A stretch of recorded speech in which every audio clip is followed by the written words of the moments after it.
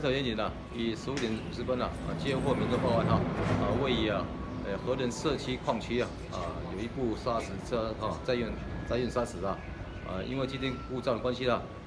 导致驶入蜀山沟中目前驾驶者夹缝在那个车内那经本所及消防队抢救之下，已将柯姓男子由车内已经救出目前已经送到慈济医院新人本体呼吁驾乘各种车辆尤其是在山区里面驾驶砂石车的部分特别要驾驶之前特别要注意一下机件的部分要注意检查一下，以免在山区运作时一些造成一些机电故障的不停，发生意外的发生。有换，转高一点，长边板用高一点。有换，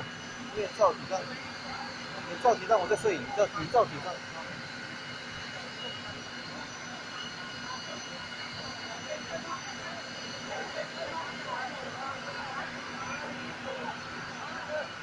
照体上，拉近一点。